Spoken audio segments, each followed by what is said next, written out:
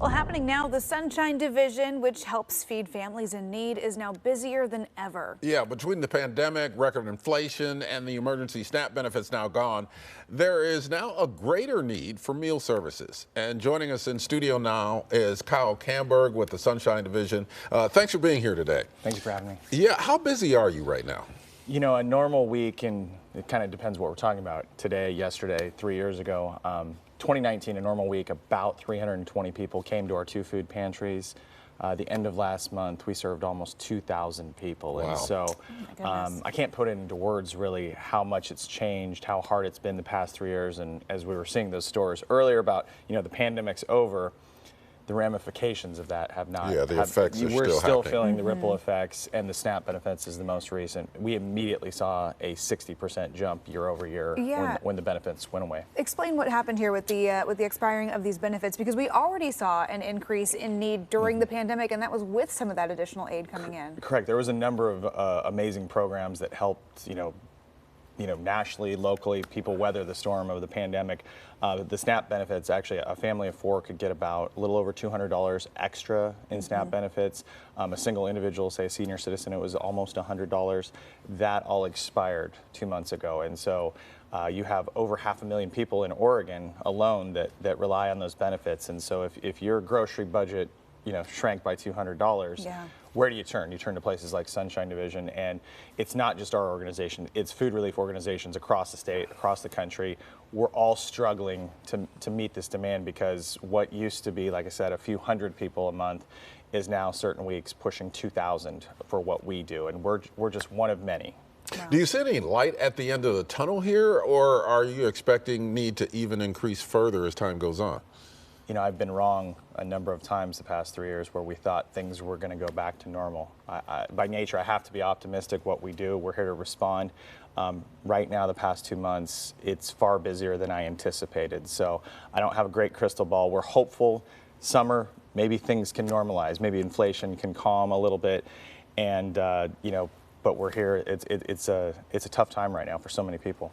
I think it really was that perfect storm of inflation hitting especially hard at a time when some of those other benefits were expiring. So what kind of programs do you offer? What is available for families in need? So we have the two locations, 6 days a week. Anyone can come to for emergency food. One's by the Moda Center, one is by David Douglas.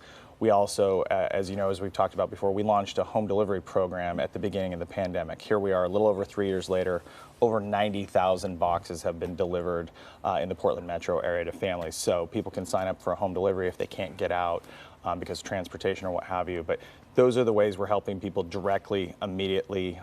That's the thing we've done for 100 years. We just turned 100 years old. So I'm very proud we've been able to respond at this level.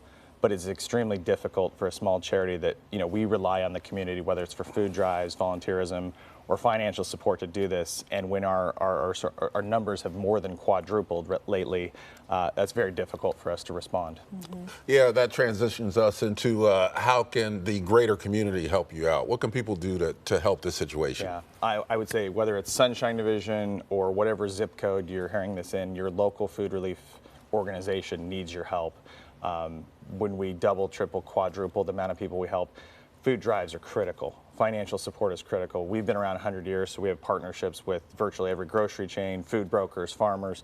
We can stretch that dollar. So if someone says, you know, hosting a food drive, that takes a lot of work, but I can make a gift. Every food relief organization around the country is facing the same challenge. We all need your help.